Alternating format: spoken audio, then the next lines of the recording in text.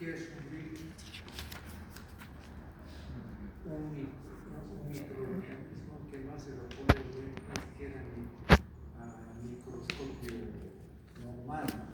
Para ver un virus tenemos que tener un microscopio electrónico. ¿Qué significa virus? Viene del latín, que significa veneno, ¿no? Ahora, los virus pueden ser considerados elementos orgánicos, no orgánicos. Algunos no los consideran siquiera seres vivos, pero sin embargo existe un ordenamiento de ADN, por tanto son seres vivos, microscópicos pero vivos, ¿no? Estos virus, bueno, son multiformes, tienen diferentes capas, está formado por un cuerpo, ¿no?, envuelto por una membrana donde se encuentra el material genético. Acá, este es el cuerpo, ¿no? Este es el vástago y este es la cola. Estos son una especie de brazos que nos facilitan la absorción de los virus, ¿no? Entonces, esta estructura se llama cápsula. Pues viene el vástago, que está envuelto por una vaina, y la cola. Los virus son multiformes, pueden ser este. ¿Conoces este virus más o menos? Parece el coronavirus. El coronavirus, ¿no? Ahí tenemos la membrana y tenemos las espículas, ¿no? Aquí estas espículas son prolongaciones que nos permiten, digamos, como ventosas, adherirse a la superficie. Ahora, lógicamente, tenemos virus cilíndricos, virus cuadrados, etc., ¿no? Entonces, antes se consideraba que los virus no podían tratarse con ningún medicamento, porque el virus se localizaba en la célula misma, era un parásito de la célula y por tanto, digamos, si se mataba al virus, también se mataba a la célula hospedera, ¿no? Por tanto, hasta ahora no existe, digamos, un tratamiento efectivo antiviral, no existe. Solamente tenemos tratamientos que impiden un poco la multiplicación de los virus. Tenemos diferentes mecanismos que vamos a explicar. Antes de entrar para conocer mejor, digamos, cómo y cuándo actúan los virus, vamos a ver primero la reproducción del virus. Acá tenemos el virus, pues, puede ser el coronavirus. Existen otros virus que tienen estas características. Una de ellas es el virus de la influenza, tiene la misma forma del coronavirus. Entonces se produce, digamos, la absorción, o sea, cuando el virus se pega a la superficie de la célula. Este virus escoge las células. Por ejemplo, el virus de la poli escoge la célula nerviosa, que es donde se reproduce, y destroza las células nerviosas, y después, bueno, se produce parálisis, parestesia, etc. Sobre todo parálisis. El virus del VIH, o sea, el SIDA, se localiza en los linfocitos, en los sistemas de defensa. O sea, los virus escogen el virus C de la hepatitis,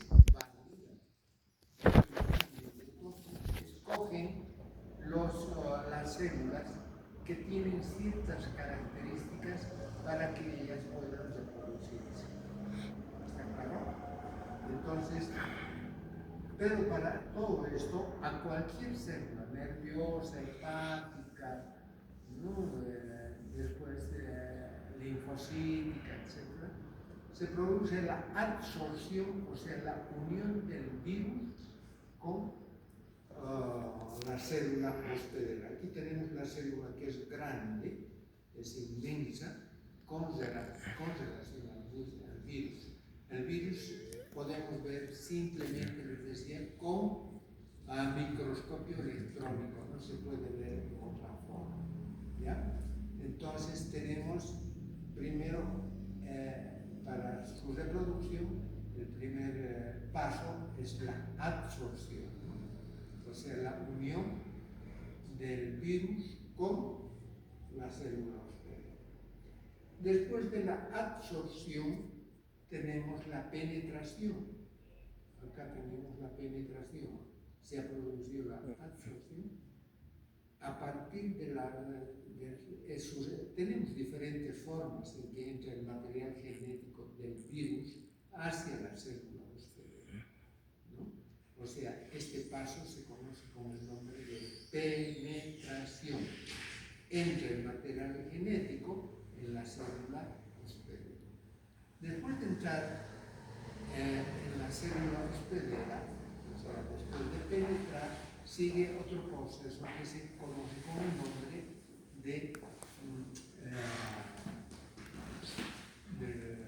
la penetración, la denudación o descapsidación. O sea, ¿qué significa esto? Una vez que ha entrado el material genético, todavía tiene una envoltura, cápside todavía, y esto se disuelve, ¿no? Como acá, digamos, a lo que se conoce la denudación o descapsidación. Aquí tenemos la denudación, o sea, de la desintegración de las partes del genoma viral, ¿no?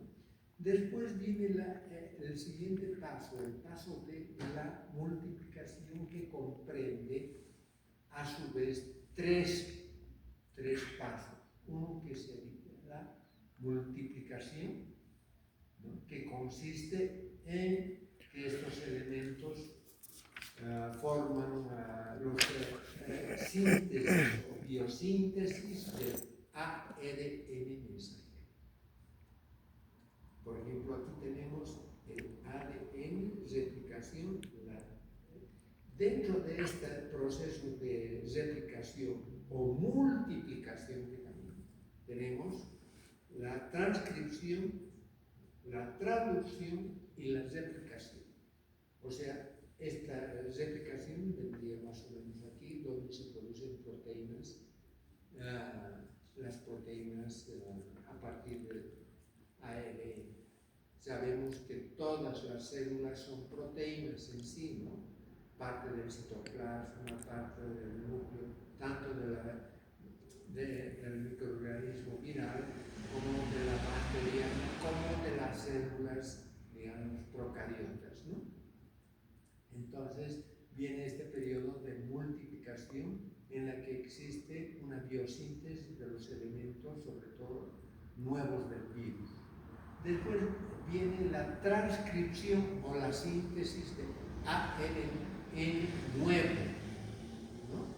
Y después la traducción, que es la síntesis ya de proteínas. Esta sería la traducción, que es la síntesis de proteínas. Entonces,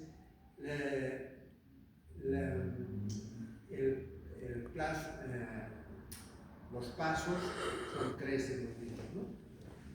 La replicación, la transcripción y la traducción. Primero viene la transcripción, la traducción y por último la multiplicación o replicación.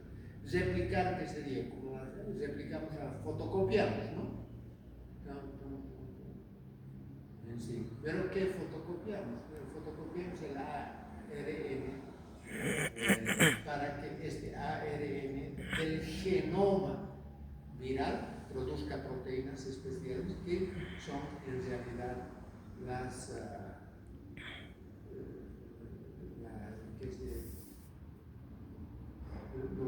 la formación de los nuevos virus, ¿no?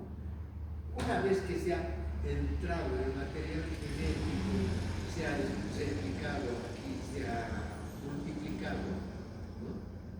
Entonces se va a producir nuevamente el ensamblaje. Aquí tenemos SARS-CoV-2, la absorción, la decarboxilación, después tenemos la traducción, la transcripción, aquí tenemos otra vez la traducción, esto es lo mismo, ¿no? Y por último tenemos el ensamblaje, la replicación, ¿no? Es la formación de un nuevo virus que sale de la célula hospedera para infectar otras células. Entonces, después de este ensamblaje, acá digamos, se ha formado un virus igual nuevo que esto. Aquí ¿qué es esto?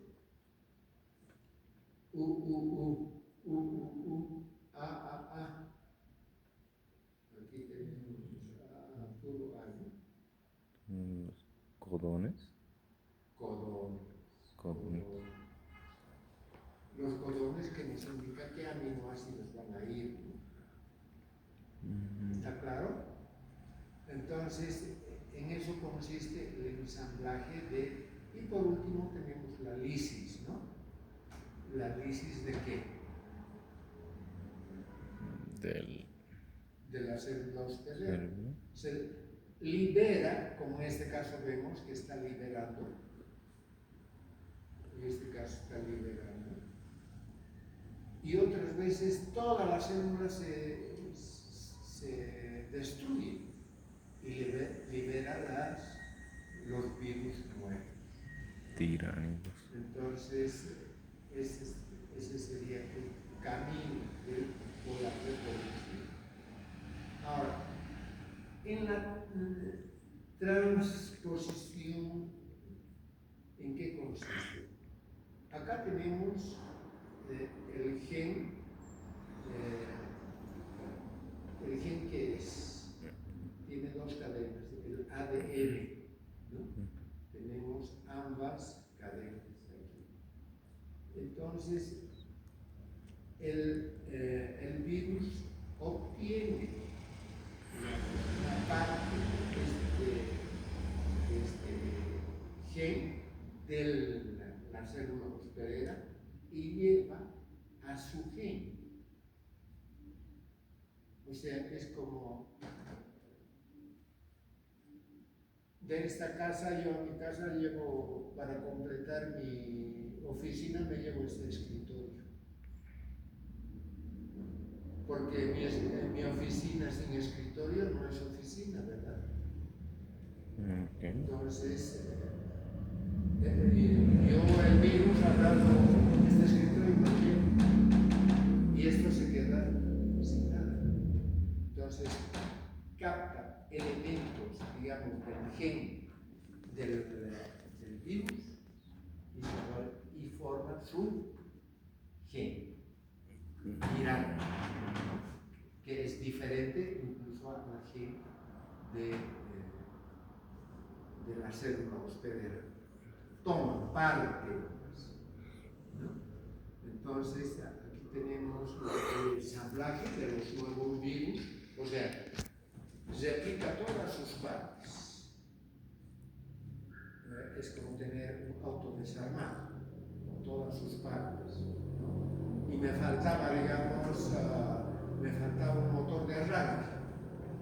Entonces, el motor de arranque le saco de otro auto, de la célula hospedera, que lo pongo a mi auto. Y después ese auto ya no sirve, ¿no? Agarro y me voy por otro lado. Exactamente es lo que pasa, digamos, en lo que es la reproducción viral. Ahora, clasificación de los fármacos antivirales. Acá ya entramos, digamos, en lo que es casi el mecanismo de acción. Pero primero clasificamos en dos grupos a los antivirales. los antivirales o biostáticos y los viricidas, aquellos que van a destruir totalmente los virus, ¿no? Mecanismos de acción para el uso clínico, mecanismos de acción. Para saber bastante, digamos, sobre cómo se replican los virus dentro del organismo, tenemos que tener ciertas condiciones. Sobre todo, digamos, los virus no nos van a atacar así nomás, siempre y cuando el organismo tenga los mecanismos de defensa bien puestos. O sea, en caso de, digamos, un resfrío. El resfrío es una infección viral, ¿verdad? Por eso no se cura. Por eso, cuando uno se resfría, debe tomar un trago con aspirina, punto. Un té con aspirina, un té con té caliente, ¿no? Porque ningún fármaco le va a hacer. Pero muchas veces utilizamos antibióticos. ¿Por qué utilizamos antibióticos? Porque el antibiótico va a atacar al virus. No. Cuando los mecanismos de defensa bajan, nos atacan los virus, pero a la vez nos atacan las bacterias, ¿no? Estas bacterias se conocen con un nombre de bacterias oportunistas, ¿no? De la oportunidad de que no le puede hacer nada los mecanismos de defensa del organismo, nos ataca también. Ahí viene, digamos, una infección estreptocócica, ¿no? Amigdalitis, bronquitis, problemas pulmonares, etc. Ahí son infecciones estreptocócicas por bacterias oportunistas. Entonces, cuando existe una disminución de las defensas del organismo, el virus 100% que nos ataca.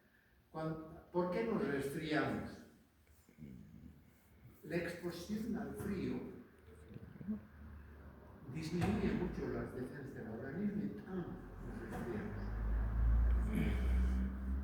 Por disminución de las defensas del organismo en los ataques virales y los ataques, digamos, de células cancerosas también, porque nosotros normalmente las clases o cuántas células cancerosas diariamente producimos, porque es como en la población, digamos, tenemos una población de 1 millón, 2 millones. ¿Cuántas personas nacen con defectos genéticos? Por ejemplo, si hay trisomías, los superhombres, supermujeres, después Los superhombres. mongolismo o trisomía Down. del cromosoma 21, que se llama, o trisomía. En vez de haber dos genes del cromosoma 21, uno que corresponde a parte del ARN, el otro que corresponde al otro ARN, y juntos corresponden al ADN. Así hemos explicado, ¿verdad? Entonces, a lo que iba es que siempre producimos células cancerosas, pero el organismo, por los mecanismos de defensa que los fagocita. Cuando los mecanismos de defensa están muy bajos, el organismo ya no es capaz de eliminar estas células y puede empezar, digamos, un proceso canceroso, ¿no? Tiene que ver mucho, por eso mucho el cáncer y todo eso tiene que ver, digamos, con la forma de alimentación del organismo, todas esas cosas. Tiene que estar, digamos, el organismo bien alimentado para poder resistir todo eso, ¿no? Entonces, todo tipo de enfermedad tiene que ver con la deficiencia inmunitaria. todo tipo de enfermedad, porque siempre vamos a estar expuestos a bacterias y virus y hongos que nos rodean, que están, como los camas dicen, como suchas. ¿Qué son los suchas? Son los buitres, como los buitres esperando un cadáver. Bien, después tenemos la edad del paciente. La edad del paciente, lógicamente que las personas muy jóvenes o ancianas tienen un mecanismo de defensa bastante bajos y fácilmente pueden enfermar con virus, ¿no? Es por eso que a los niños directamente ya les vacunan en cuanto nacen casi. La edad de la etapa de la enfermedad o momento de la enfermedad, o sea, por ejemplo en el SIDA, primero, ¿cómo se presenta el SIDA o cómo es el SIDA?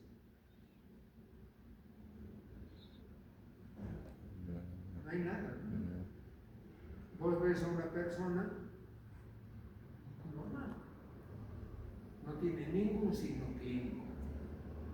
Ese es VIH positivo, tiene el virus, pero clínicamente no se nota.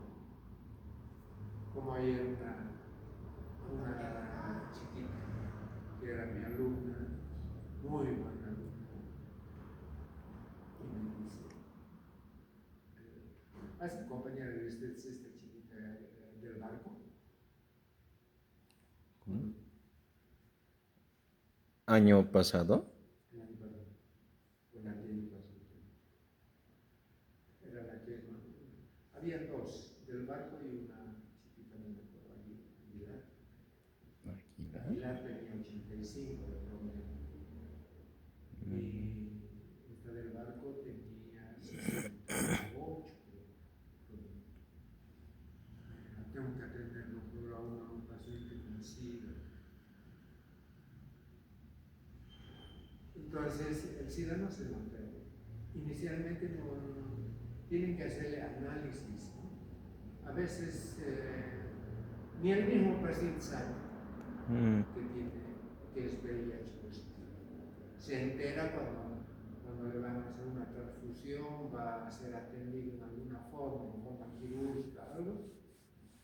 En el alto, gran porcentaje de la población tiene SIDA. Son VIH positivos. Porque mi hija trabajaba en el hospital cristiano del norte, alto porcentaje. Cirujana, y como piden análisis del VIH,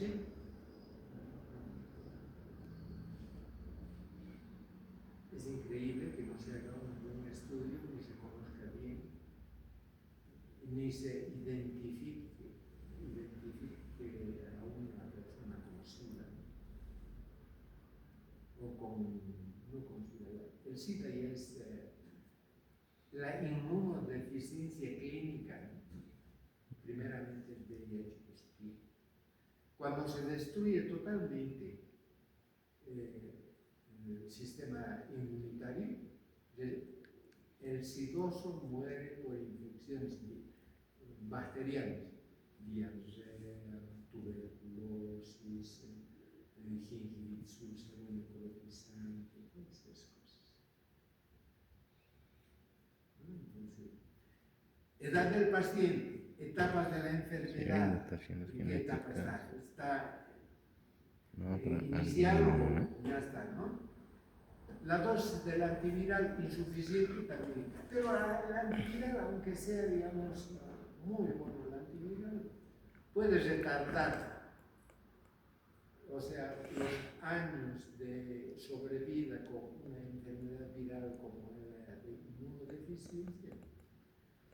Pero el de la hepatitis es bien fregado. Destruye el hígado, nos da cirrosis hepática y acaba casi. Es tan fregado como el SIDA prácticamente, ¿no? Después tenemos la infectividad del virus. ¿En qué consiste? En que la capacidad que tiene el virus de infectarse. Por ejemplo, el virus del VIH, si una persona está cerca de un siloso no pasa nada.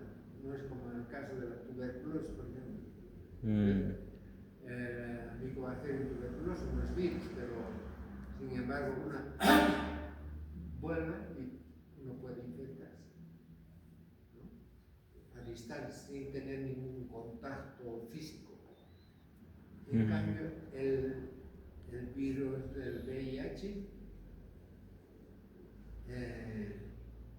solo se escupe un poquito, tiene cortísimo tiempo y le da un poco el sol o algo así, ya no hay posibilidades de que infecte. Para la infección tiene que haber contacto directo, intercambio de saliva, ¿no? Relaciones sexuales o eyaculación, digamos, semen.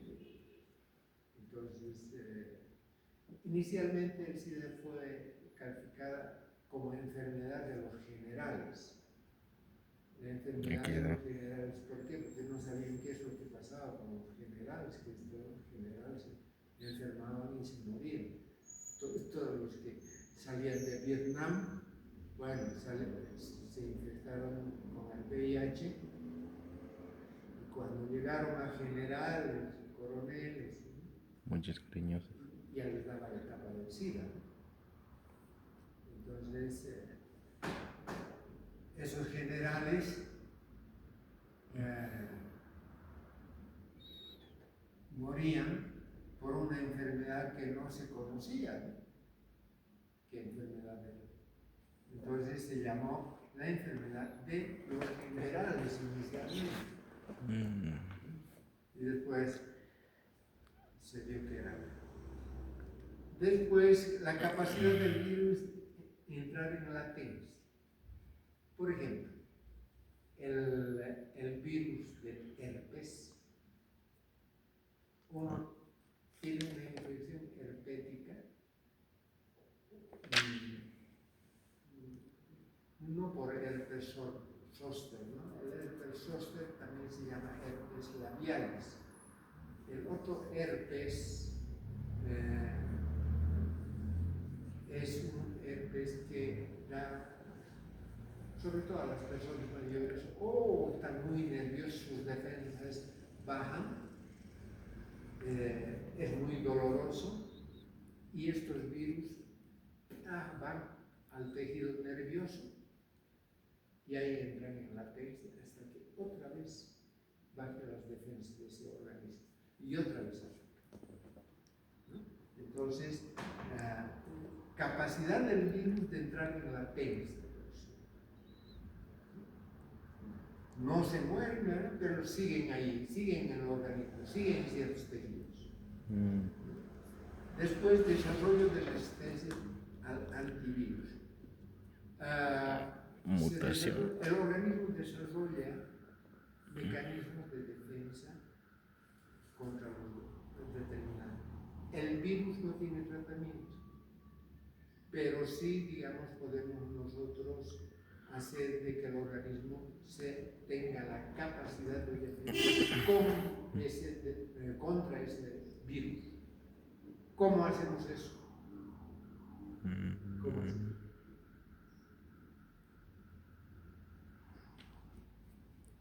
Vacunando. Pero no hay tratamiento. ¿No? Hay vacuna contra el virus de la polio, de la tosferina, de la hepatitis, ¿no? Contra todos. Pero del VIH no se puede hacer eso. No sé por qué.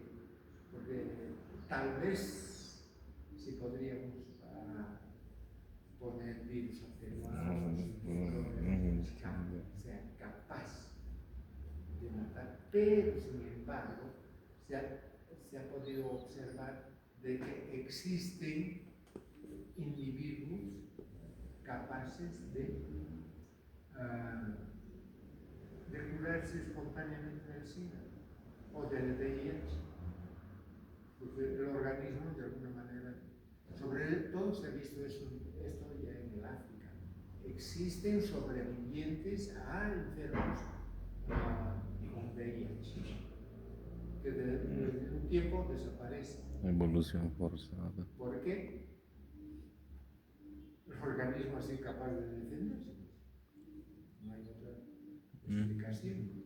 Claro, es muy raro eso, pero existen sobrevivientes del VIH sin tratamiento. Porque en África el VIH es endémico.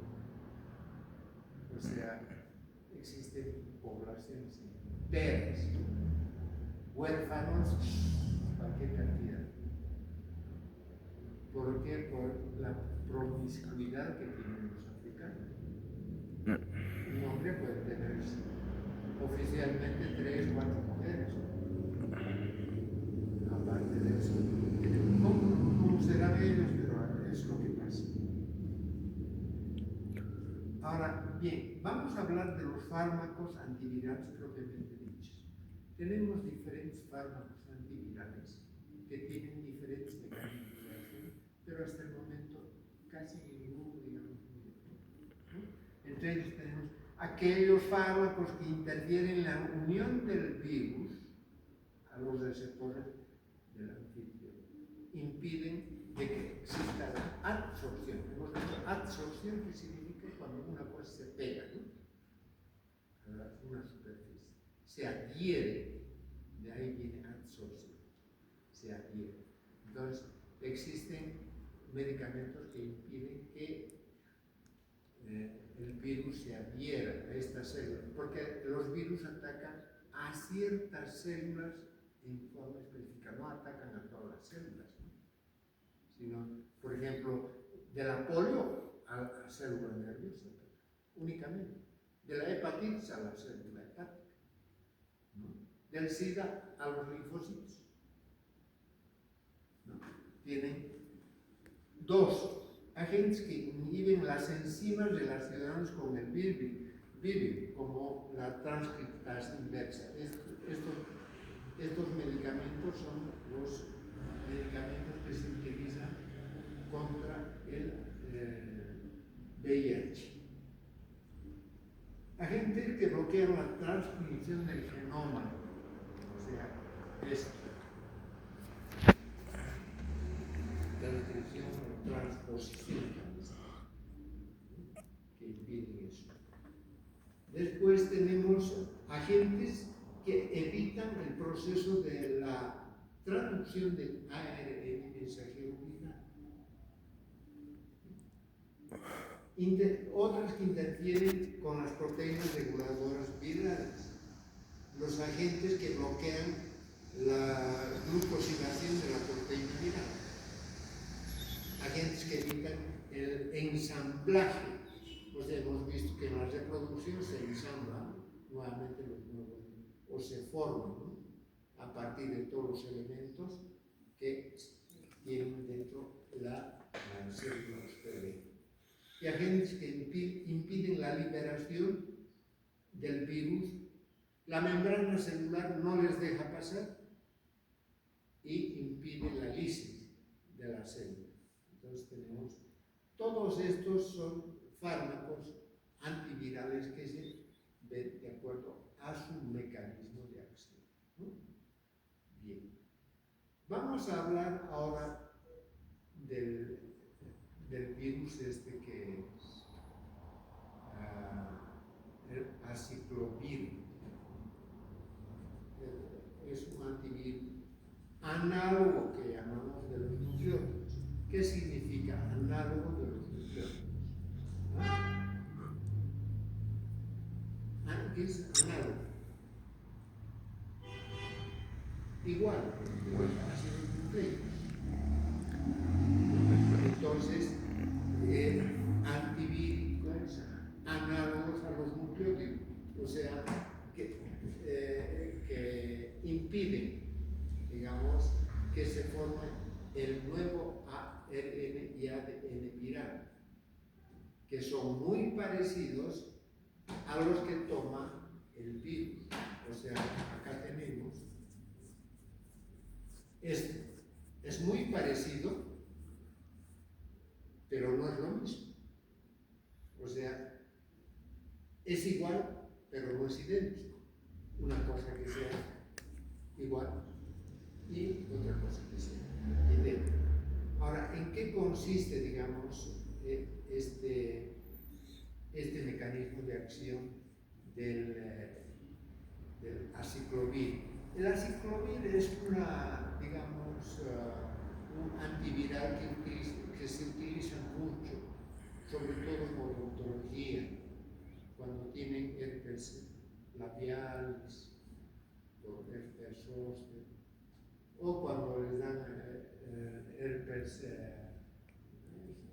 puede ser geniturinario, ¿no? O puede ser el herpes zóster.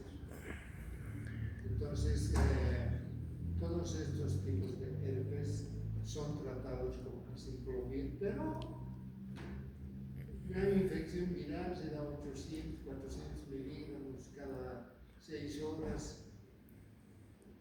El resultado es, digamos, ahora, ¿cuál es el mecanismo? Aquí tenemos el aciclovir que va a actuar sobre la timidina. No exactamente sobre la timidina, sino sobre la timidina sinasa. Entonces, damos aciclovir, se une con el fósforo del adenosintrifosfato y forma aciclovir trifosfato.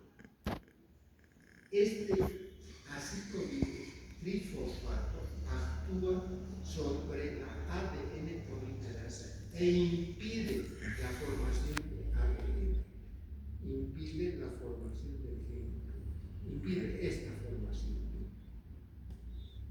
¿Está claro? ¿Está claro cómo actúa? Impide la formación de ADN. Farmacocinética.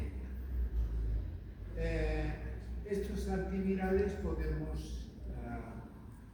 dar por vía bucal, como por vía parenteral, mejor es por vía bucal o parenteral, porque por vía bucal se absorbe solamente el 30%. Y es del 10 al 30% solamente. Es mejor dar por vía parenteral, pero se da por vía bucal. Les he dicho 400 miligramos, ¿no? Entonces, se absorbe, se distribuye por todo el organismo, tiene concentraciones muy importantes a nivel del hígado, riñón, intestinos. Las concentraciones en el líquido cefalorraquídeo son bastante elevadas, es bastante elevado. O sea, es un 50%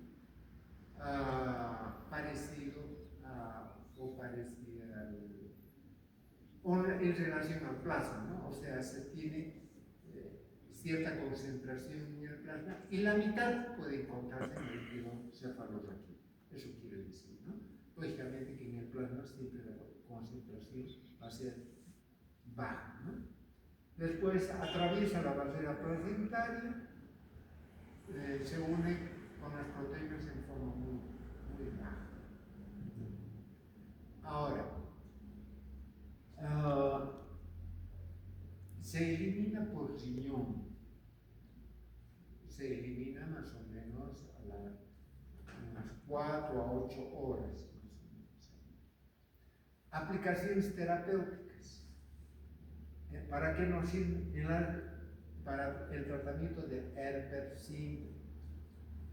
En la profilaxis en pacientes inmunodeprimidos. ¿Existe inmunodeprimidos? Sí, de por sí aparece. Estoy inmunodeprimido. Hay mucha gente que es inmunodeprimida por diferentes razones, estrés, mala alimentación, todas esas cosas. Y otra cosa, digamos, es la inmunodepresión, digamos, adquirida, que adquiere a través de, sobre todo, el contacto sexual, intercambio de fluidos, tales como el SIDA. Entonces, ya les he dicho que tiene que ser, del VIH tiene que ser transmisión directa, ¿no? Del herpes se puede contagiar de una persona a otra. ¿Y en qué momento se contagia el herpes? En el momento en que están descamando. El herpes labial se produce una... ¿Han tenido herpes, supongo? ¿Labial? ¿O no? ¿Nunca? No creo, está todo en todo momento. Las amolites que tienen, los fuegos que llaman. ¿Han tenido o no han tenido fuego? ¿Tú nunca has tenido? No, nunca. Nunca has debido de darle, no te has dado cuenta, ¿no? Porque el que más y el que menos tiene, casi todos tienen huevos. Duele al comer, pero después desaparece. Para prevenir eso podemos dar aciclovir. Para prevenir las infecciones herpéticas genital, inmunodeprimidos. Ahora vamos a hablar sobre efectos adversos. Efectos adversos. No es un fármaco, digamos, del todo inocuo como sería la penicilina. Esto nos va a producir primero reacciones a nivel hemático, pero es reversible. Va a aumentar los niveles de creatinina. Los niveles de creatinina, ¿qué nos indica? ¿Qué indica? El grado de insuficiencia renal. Ahora, tenemos dos mediciones de creatinina. Creatinina en plasma y creatinina en orina. La creatinina en orina se conoce con el nombre de claros de creatinina, ¿no? Que tiene que, lo normal es de 90 a 130 casi. Por debajo de 50 ya se considera el Clarence como un riñón insuficiente, aunque 60, un viejito tiene 60% de Clarence de creatinina. Después tenemos los valores de creatinina en plasma. ¿Cuánto es? Creo que 7, 1.4. Hasta 1 casi también. 0.3, 13 puede ser en los hombres, y de 0.9, no, 0.2 0.7, 1.4. 10, 13, 11.1 es en las mujeres. 11. En las mujeres es porque de acuerdo a la fórmula de Krakow, ¿cómo hacemos la fórmula de Krakow? 140 menos edad por Clarence de creatinina sobre Clarence de creatinina, ¿no? Ahora se multiplica por 0.85 en las mujeres. Nos da los valores normales. Entonces, ¿qué va a pasar? Nos va a dar cierto grado de insuficiencia renal, nos va a producir aumento de la creatinina en plasma y una disminución de... Después, alteraciones hematológicas, náuseas, vómitos, no es hematológico, acciones hematológicas, leucopenia, trombocitopenia, náuseas, vómitos, reacciones neurológicas, puede presentarse. Bien. Ahora, en las mujeres embarazadas, podemos dar, siempre y cuando se haga una valoración riesgo-beneficio, si es que le va a hacer algo. Yo diría que una mujer embarazada que tenga infección viral tipo herpes, no darle nada. ¿Para qué? Le voy a ver si no le va a hacer nada. O sea, algo le disminuirá en vez de ser 11 días toda la infección, porque el herpes labial puede durar de 7 a 11 días, de ahí se cura espontáneamente. ¿No? ¿Para qué le voy a dar aciclovir a una mujer embarazada si igual se va a curar? No tiene sentido. Entonces, mejor no dar, ¿no?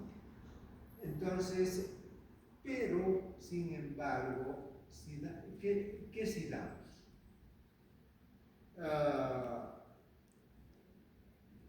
El herpes genital, sobre todo en las mujeres, puede producirnos cáncer a nivel cérvico uterino. En ese caso, tal vez la.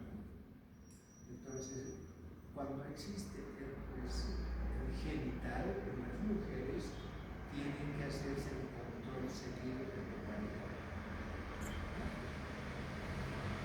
Bien.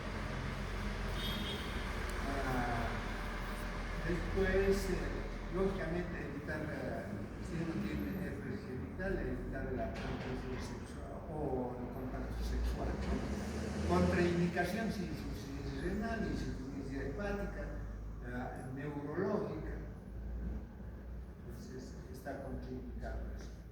Y podemos, digamos, ver que no podemos dar con otro tipo de drogas, que es la interacción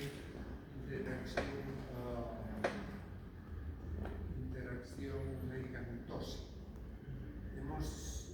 Hemos hablado de la aciclovir cuando estuvimos hablando de qué tipo de metronidazol lo podemos asociar con aciclovir. Aumenta su toxicidad de la aciclovir bastante. Bueno, con eso hemos terminado contraindicaciones. Aquí no está, digamos, interacción medicamentosa, que hemos hablado ahora. Y ahora gangliovir. El gangliovir tiene todas las características del aciclovir, ¿no? Entonces, ¿cuál es la diferencia? El aciclovir utilizamos en infecciones virales. El gangliovir utilizamos en infecciones virales por megalovirus. O sea, los megalovirus son virus grandes, por eso se llaman megalovirus, ¿no? Bueno, entonces, sería, digamos, la diferencia, el citomegalovirus. Y lógicamente que los virus que están inmunodeprimidos también, ¿no? Bien, vamos a quedar ahí. Vamos a hablar el lunes de análogos de los nucleótidos.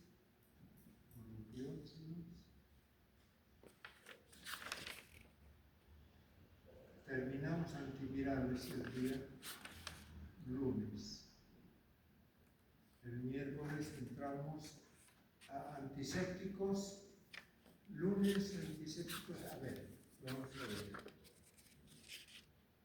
El lunes terminamos, empezamos el miércoles antisépticos. Y el otro lunes, que sería, ¿qué fecha es? A ver. 8 de octubre más 7 días, 15 de octubre. 15 de octubre. 8, ¿no? Hoy es miércoles 8. 15 de octubre. El lunes 13 sí. Empezamos y el 15 terminamos, yo creo, con todo el libro. Lunes, máximo viernes 18. Está ahí, vamos a ver. ¿Listo?